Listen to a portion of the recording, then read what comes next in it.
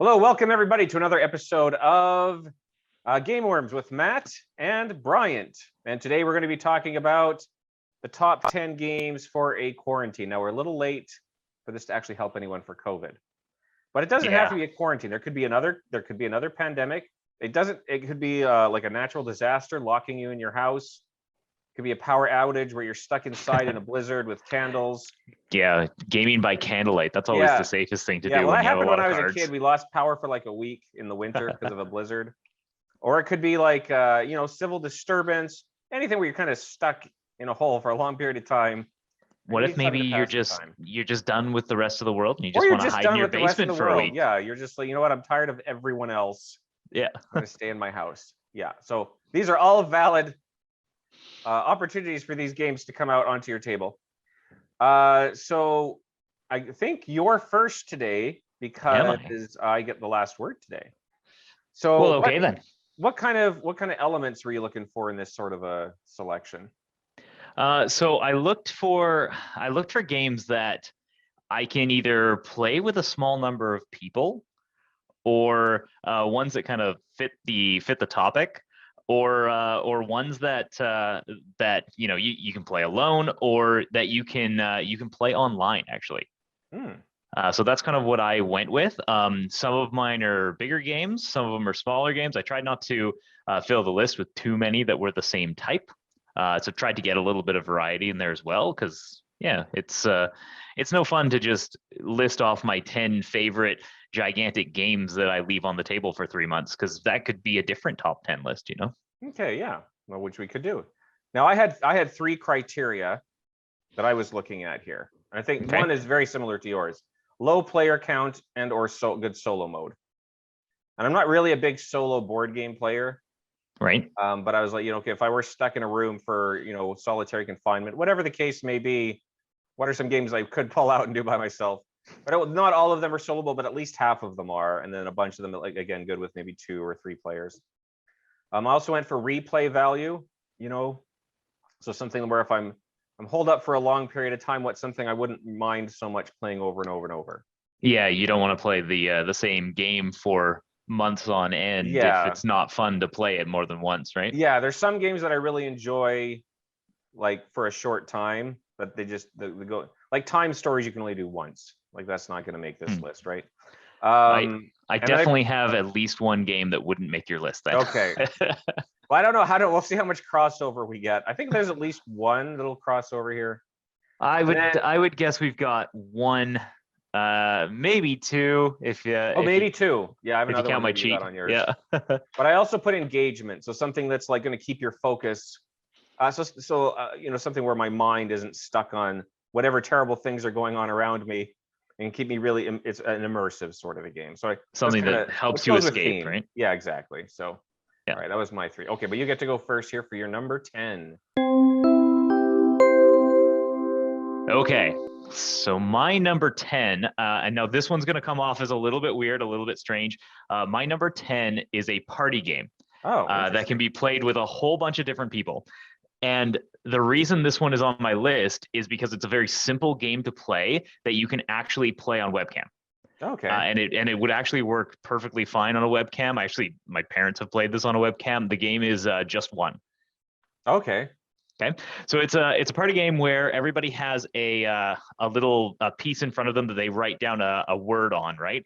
And what you're doing is let's restart this. It's a cooperative party game where one person whose turn it is trying to guess a word. Now, everybody else at the table knows that word, and the person whose turn it is does not. The other people at the table are going to write down a clue that they'll then reveal to everybody else at the table, aside from the player whose turn it is.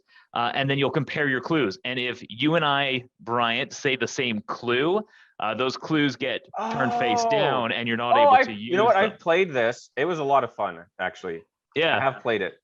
And so you can write your words and then you can show them to the webcam, and then everybody can look at everybody's words and be like, oh yeah, we're the same word, we put ours down, right? And then the person whose turn it is can open their eyes. They can then see the the words on the webcams, and yeah, it's a good way to stay connected with a group of people while you're in lockdown. So that's Okay, why I awesome. threw it on my list. Yeah, it was actually my parents' suggestion this time, so Oh, that's I a made the great list one. of my number 10. Yep. Yeah, oh, that's a good one. Okay. My number 10, I put Kingdoms of Valeria Card Kingdoms, which has been on a couple of your lists already. It's quite a good Mhm. game. The reason I picked it is because it has a good lower play count, and it has a soloable. You could play it solo, Yeah. were you so inclined. The reason it's number 10 and not higher is because even though I enjoy it, I don't think it's not something I could just sit and play over and over and over. Yeah. The games are fairly short, but I think after one or two, I'd probably be done. But I think it's a good one if you just needed to, pull an hour out and just distract yourself for a little bit. Yeah, good points. It's definitely a good game. For me, I always like to play Valeria with 3 or 4 players. So for me, it feels different at a 2-player game of Valeria, and I don't like the feeling of a Right. 2-player Yeah, game no, of that's Valeria. fair. So that's why it wouldn't make my list. But otherwise, it's a great game. I do really enjoy the game. I've got pretty much every expansion to it. So And with any luck, you could be locked down with 3 or 4 people. So yeah. I do look at it a little bit more personally, right? In my place, if I'm locked down, it's me and the girlfriend. So I have yeah, up to 2 players, right? Unless she's playing video games. So yeah. So my number 9, moving right along with our list here, absolutely will not be on your list because it fails one of the criterias, which is replayability. This game has 0 replayability, and it is called Exit. So it is an escape room in a box. Specifically, I put Exit the Lab because you can be experimenting on, finding the cure to this disease that is plaguing our world, right? Get a little bit of that theme in there.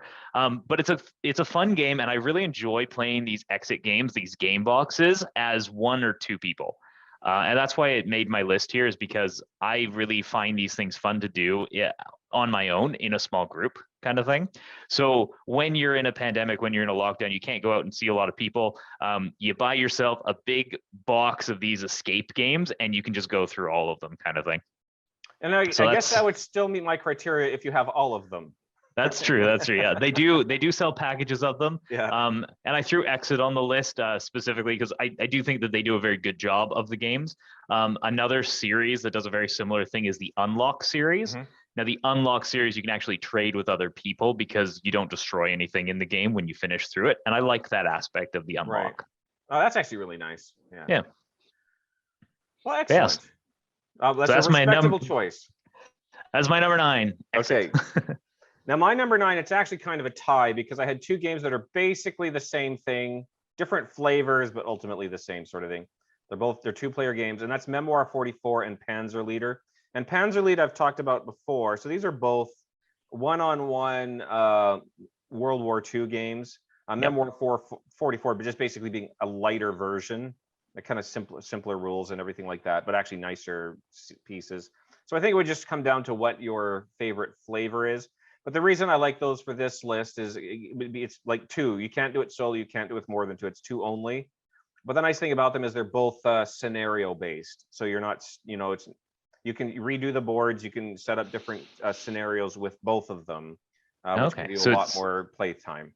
So the game does change every time you play it a little bit, so because the boards you're playing through different scenarios. Yeah, the boards and the setups are all variable.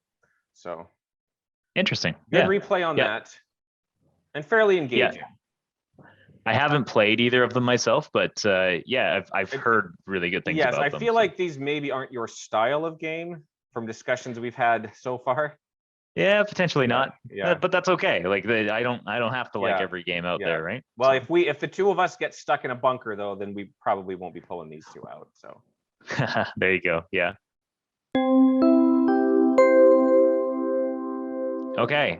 Moving right along. My number 8, and you knew that one of these games had to make the list at some point, right? So my number 8 is my pandemic entry. But I turned it on its head a little bit, and I went with Pandemic Contagion. Okay. So this one, you get to be the virus, and you are trying to wipe out civilization as best you can by evolving your virus and trying to spread to as many countries as possible. and it's kind of like a well, maybe a bit of a dark humor side of a pandemic, but I enjoy the game. It plays okay with 2 people. It plays better with a few more. So this would be if you have a small bubble group and you want to make a little bit of fun of the pandemic that you're in. Yeah. Then and you don't mind a little bit of dark humor, then Pandemic Contagion's a nice fun game. It's not like the greatest game of all time kind of thing, but it's fun and I enjoy it, and it's a twist on Pandemic where you play the other side, and Okay, that cool. I found to be really interesting, and it's hit the table a few times for me, and I've owned it for quite a few years. So It's interesting for me because Pandemic for me is so. Like I don't mind it, but I would never volunteer it. But actually, that one actually sounds more interesting to me. Oh, there you go. Yeah. The other one I played around with was Pandemic: The Cure, which I think is the dice game version of Pandemic. So it plays a little bit faster, and it's a little bit more random because you're rolling the dice instead of moving around to places and drawing cards. Okay, cool.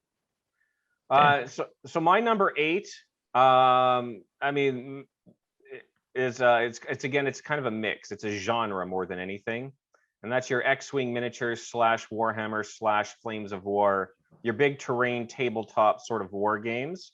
Okay, the big tabletop games, yeah, those play with 2 players most of the time anyway, right? Exactly. They're primarily 2-player games, very engaging, and for me, just even the concept of making the tabletop terrain could probably fill in a good chunk of my time in a situation like that, right?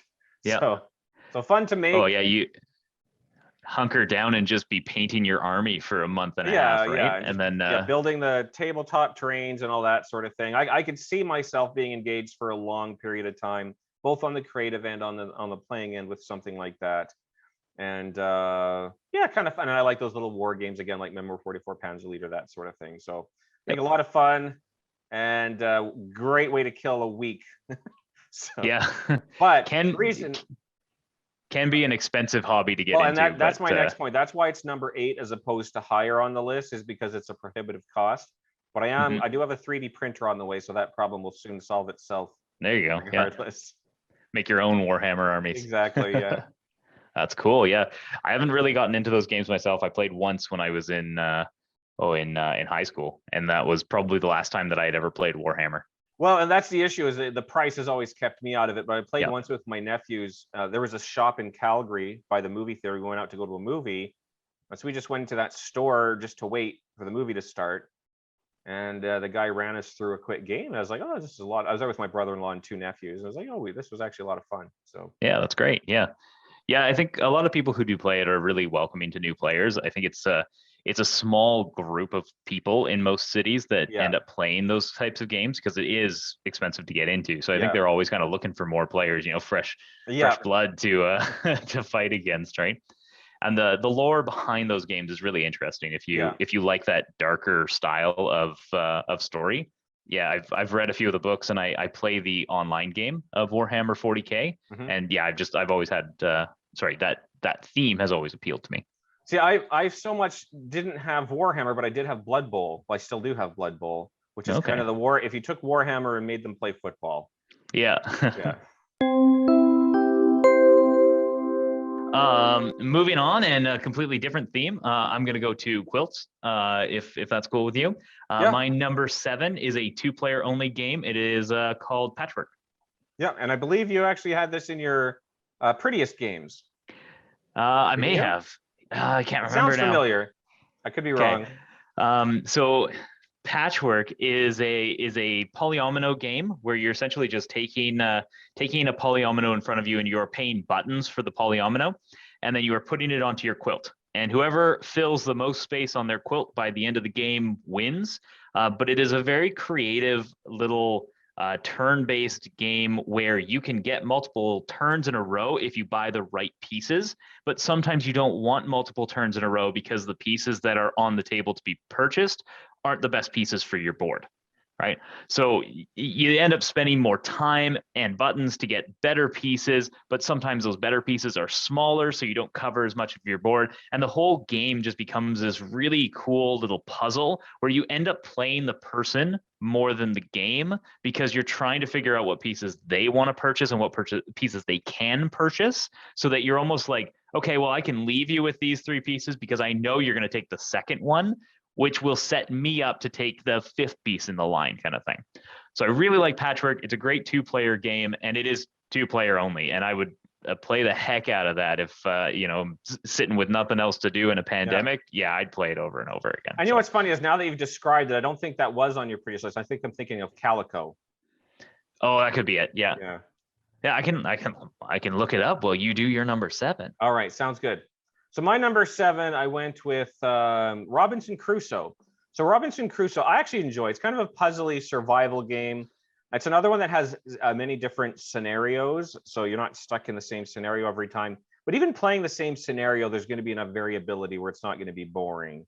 And it also has a soloable option, which I haven't tried, but I feel like it would work just fine because you have your Good Man Friday and your dog that you can use, as kind of player characters and stuff.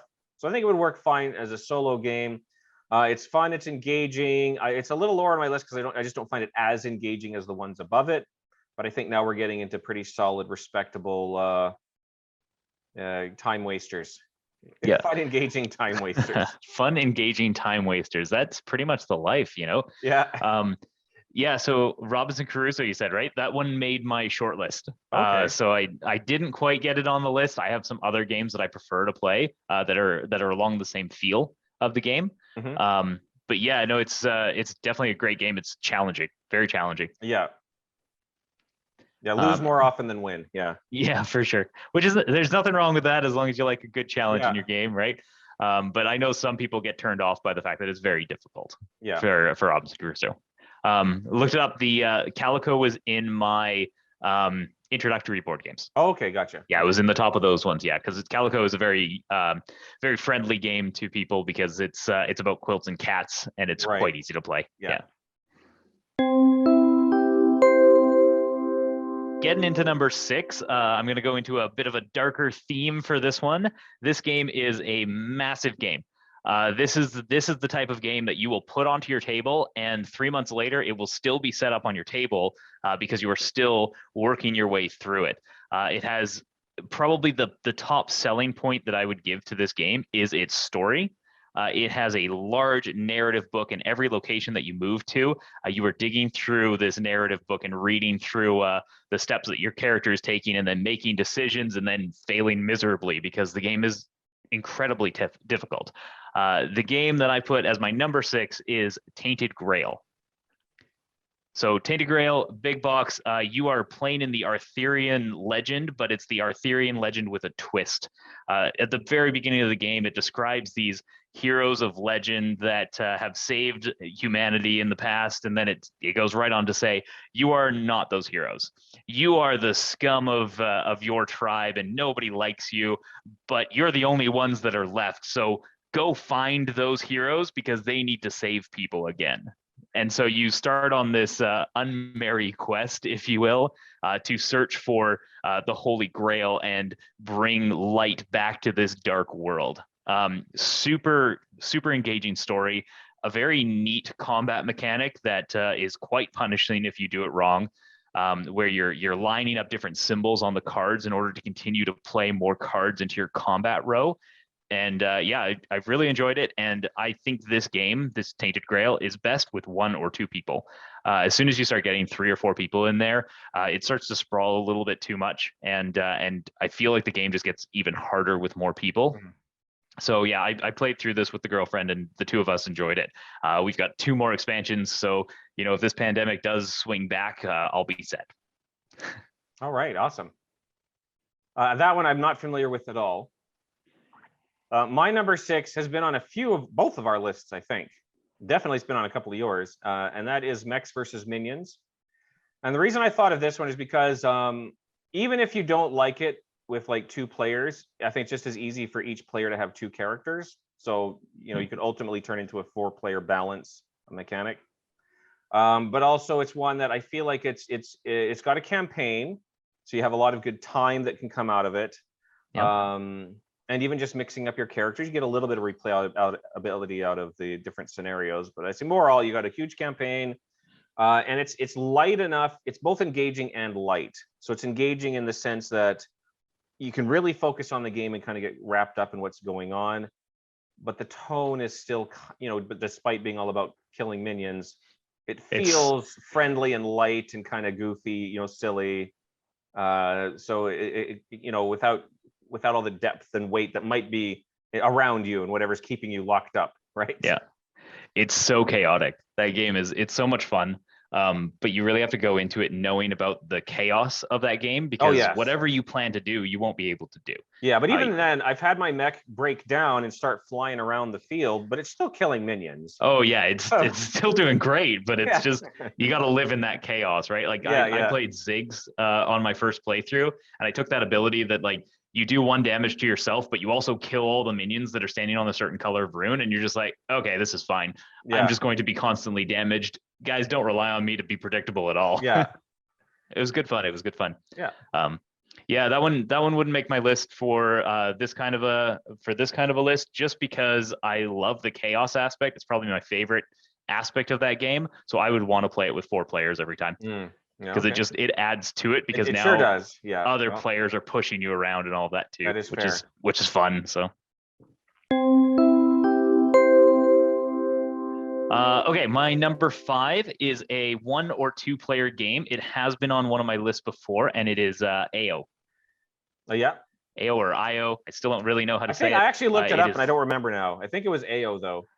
AO? Yeah, it could be. I think it was. I think that's how I normally say it. But either way, it's a game where you're playing as a samurai and you are trying to deflect or kill all of the opponent samurai that are invading. It's a simple card game. It's got basically a deck of cards, and it's got a couple of metal coins kind of thing.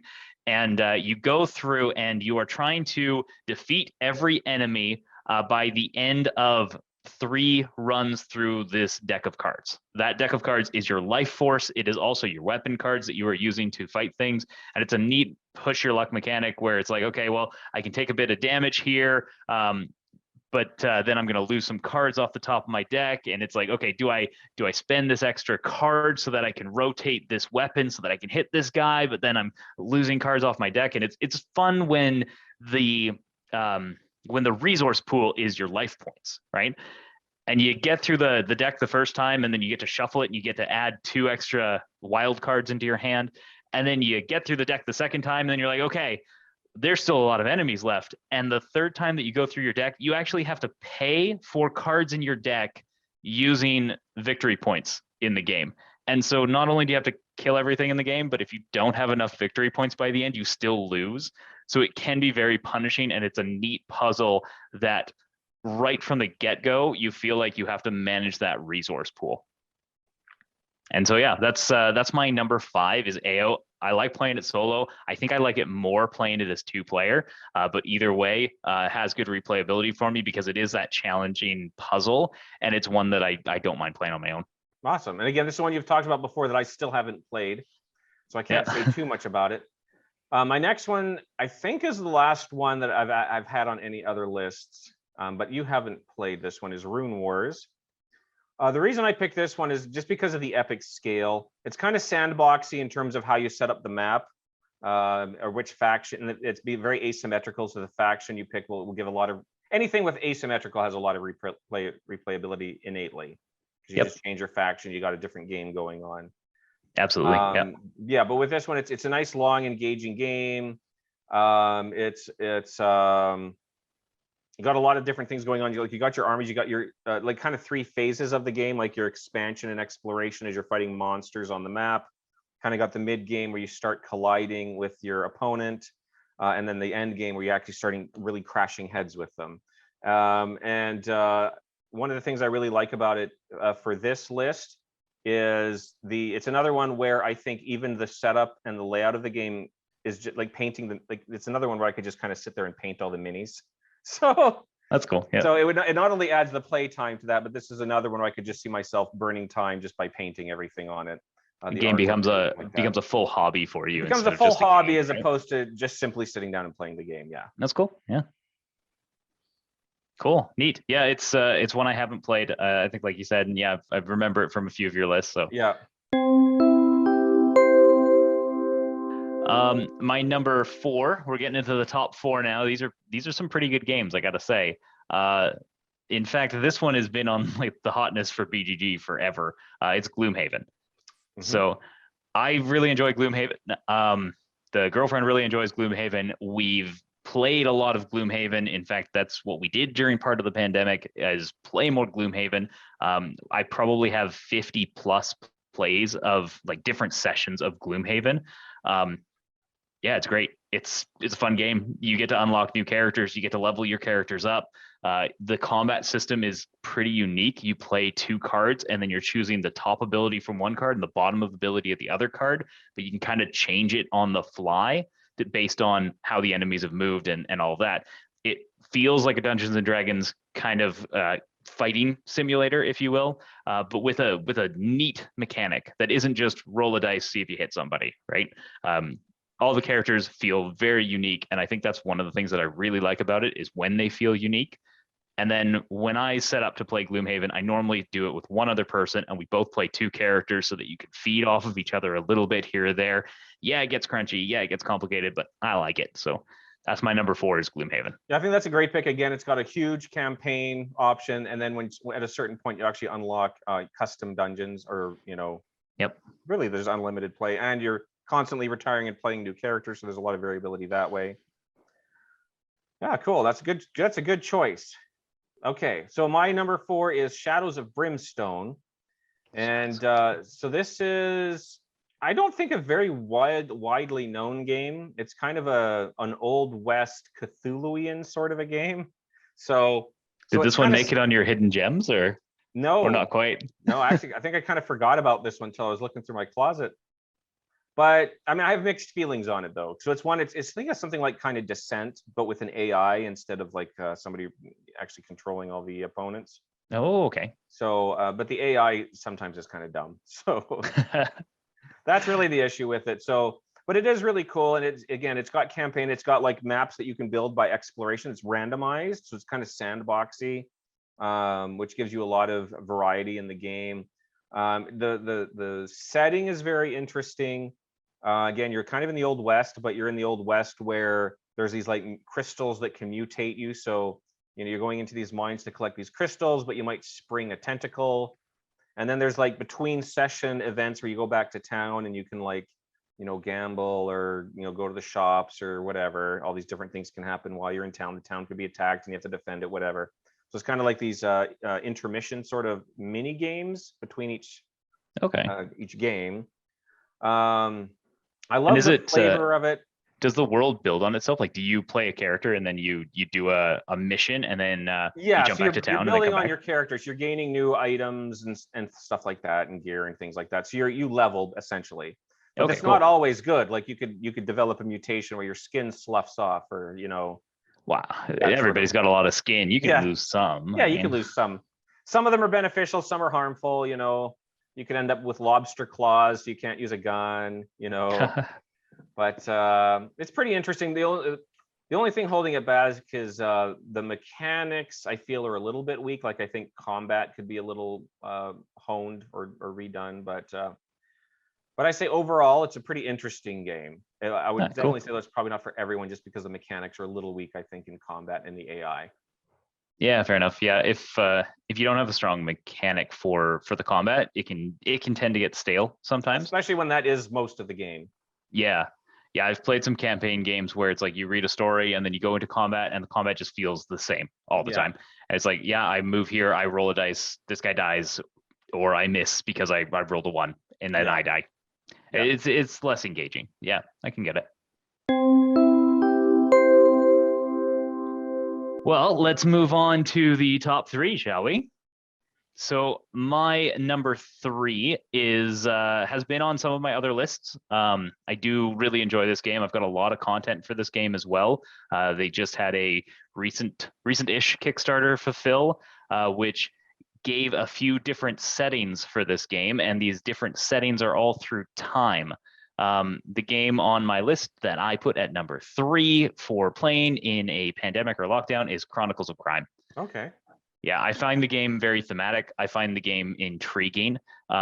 it's very thinky, because you're trying to build this story. You feel like a detective that is trying to solve a mystery, because that's what you're doing in the game. It's app driven. You essentially have a bunch of cards on the table. You take your phone and you scan a QR code on one of the cards, and then you're talking to that person. They'll have a little dialogue script, and then you can show him one of the items that you found by scanning another QR code, and he'll tell you what he knows about that item. You do this a bunch of times, and then eventually they're going to be like, oh yeah, you should go ask Todd about that. And then you get another person from the deck, and you're like, oh cool, I have a new person that I can go talk to. So you jump to his location, you scan him, and now you're talking to Todd. The game's fairly fun. It can play quickly if you guys are running through and reading the story quick, but it can take a while for some of the scenarios, because some of them are a little bit more complicated, more engaging. But the fun thing about it is that the gauge of the entire game is time, but it's not a real-time game. Every time you talk to somebody, it costs you 5 minutes of the game's clock. And every time you move to a new location, it costs you 20 minutes of the game's clock. And you're trying to solve this mystery by a certain time frame. But you don't have that panic rush of like, okay, we gotta go quick, we gotta go quick. It's very very calculated when you're spending your time. Now you have talked about this one. I don't remember which series, which list it was. It might have been your theme games. I think it was thematic games. Yeah. And I feel like I have played that one at some point. It was really interesting. I just don't have a smartphone myself. Okay. So yeah. The QR codes are a problem for me. That'll get more difficult for sure. Yeah. My only problem is making sure that my phone is charged before I sit down to play a game. So maybe it wouldn't work in the power outage. Depending on the nature of the lockdown, Yeah, for Pandemic, though, you're probably okay. Okay, so my number 3 is, I can't remember if I've had this on a list before or not. Seventh Continent. Okay, yeah. So this is kind of an exploration sort of a game, except that there's a time limit. So you can't really. You're basically trying to get to an objective, and you're trying to find the best way to get there to complete your mission. You basically you're flipping these cards, and these cards are part of a larger map, and there's just like hundreds, or I don't know how many, dozens or hundreds of these cards. So potentially this map can be massive, and they'll have like a picture on it of a map, and they connect together in different ways. But each card will have several event markers on it. You have to decide as a group. It's a cooperative game. Where do we want to go? Where do we think we need to go to get the next clue, or to get across this river, or whatever? And then you go there, and then you flip another event thing to see what happens, and then you have to kind of try to deal with it. And weird things can happen to you, like you could break your leg, and that might slow your movement. But the reason it's replayable is you can't possibly hit everything. You're really trying to just optimize how quickly you get through this map. So you're not seeing most of it, ideally. If you're seeing too much of it, you're probably going to lose. And so you can, even if you're playing the same map, you're going to be hitting a lot of different events and having different outcomes and things like that. I find it quite engaging, but I think that's because I love games that involve exploration. And it's fun as a co-op too, just splitting up and discussing the best way to tackle a different map. So yeah, for sure. It's a great game. I had a friend actually who he doesn't play solo games, and he said he broke out Seventh Continent, and he had it on his table for 3 weeks, and he was just playing it by himself almost every night because he just enjoyed it that much. And again, that is one of the major reasons it did get on this list, because of the solo. I think it was probably just as good solo almost as it is, besides the social element. Yeah. I think in terms of the game mechanics, works just as well solo as it does as a group. It's nice to suffer with somebody else, right? Yeah. No, I think that's a great pick. I really do. I'm going to move on to number 2. And one of your criteria, I believe, was being able to escape your current situation, kind of pull yourself into this mystical world. So the number 2 that I've got for you, Bryant, is Sleeping Gods. Oh, which has been on a few of your lists. Yeah, it's a beautiful game. It's a really good production, great storyline. One of Ryan Lockett's probably best games. In this game, you are a crew of a boat that's been sailing off the coast of New York, I believe. And this boat gets pulled into this other dimension, this other world, where basically the gods have pulled you in so that you can help them wake up. Okay. And so it's literally taking you out of your current situation and plunking you into a fantasy world. The game is fully exploration based. So on your turn, you're either moving the boat around or you are exploring one of the island locations that you're in. Or you're going to port and trying to heal because some monster at that island location has almost killed your entire crew. When you play the game, you split up the crew members. If you play 2 people, each person is going to have 4 crew members. If you play more than that, then you have to split it up accordingly, kind of thing. But yeah, you're doing different skill checks and you're doing different combat, and the combat is very interesting. It's puzzly. Because when you take a shot on a monster, not only are you seeing if you can hit them, but once you do hit them, you apply your damage in certain locations of the monster that will either deal damage to it or nullify its attacks against you. So it's an interesting game. It has lots of replayability. The girlfriend and I got through the entire game once and then said, okay, that's cool. Let's find some people and play it again and do something completely different. And you will not touch the same locations in your second playthrough if you don't want to. And it builds on itself as well because the game tells you to take notes because there's a bunch of different endings of the game too. So the replayability factor is very high. And I believe there's going to be a new Kickstarter for a standalone sequel game, like Sleeping Gods in the Skies or something like that, where it's now a plane that's been pulled into a different dimension. Okay. So I look forward to seeing that one. Cool. That's my number 2, Sleeping Gods. That is actually one I'd like to try with you guys. I've been hearing a lot of raving about it. Yeah, it really does look like my style of game. Yeah.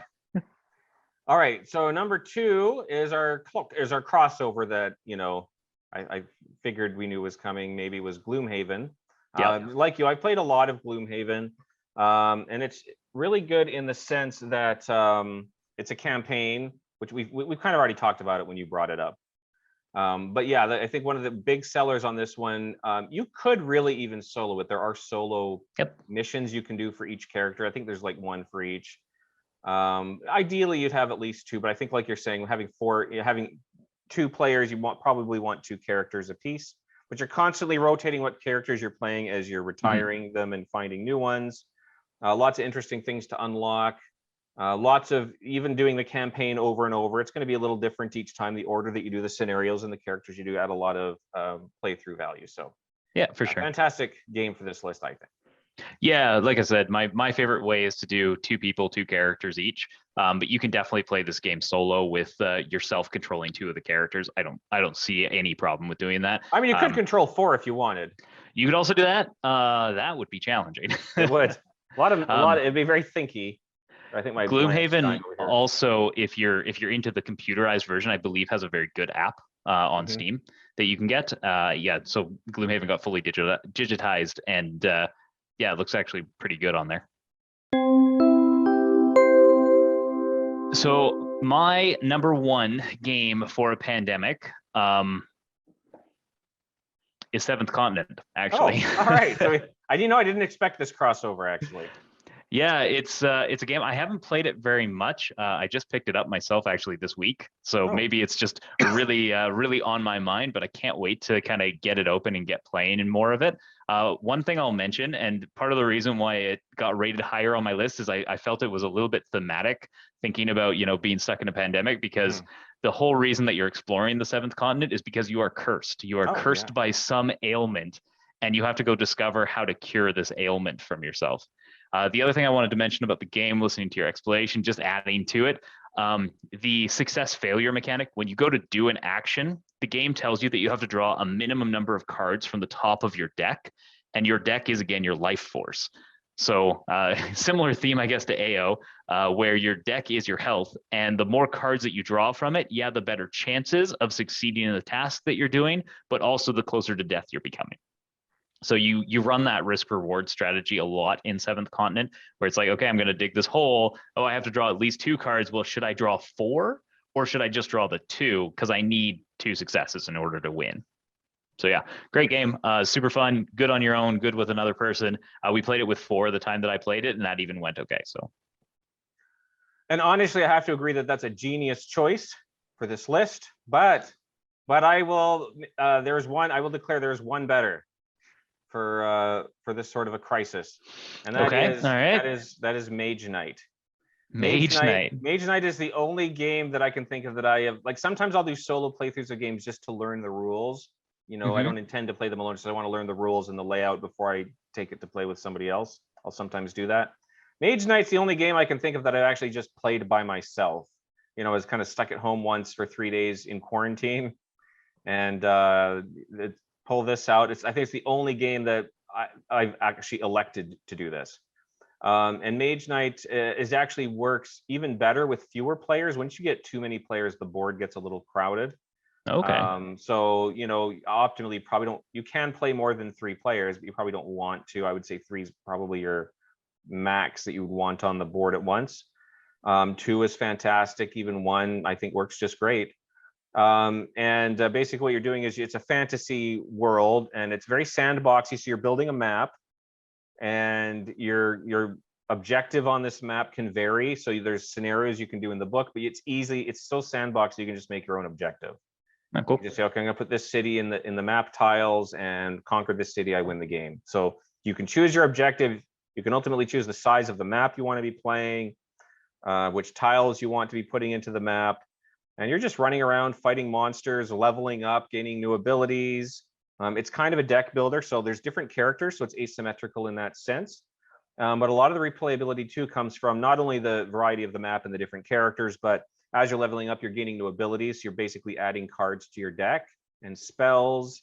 And so your deck's going to change quite a bit depending on how you choose. You're going to be getting talents from leveling up. Have you played this one before?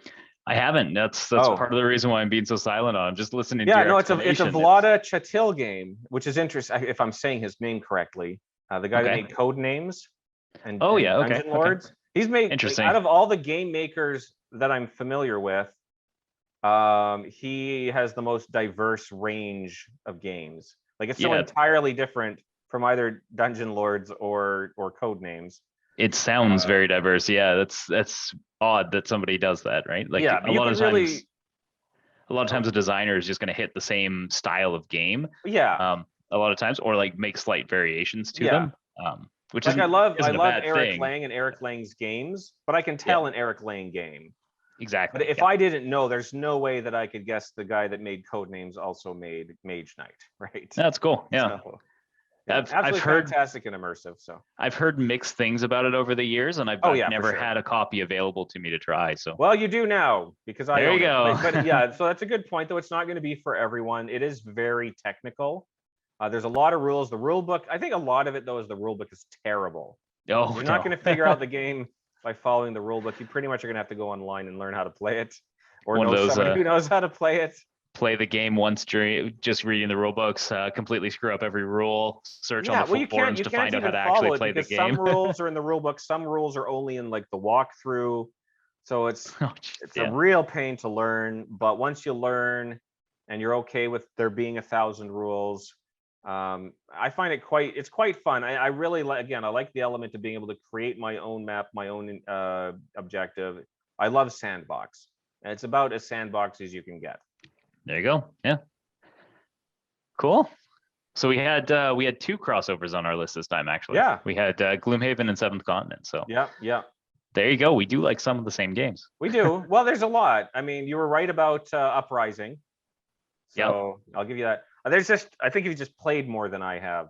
There's probably a lot more crossover than we know. I just haven't played all of them yet.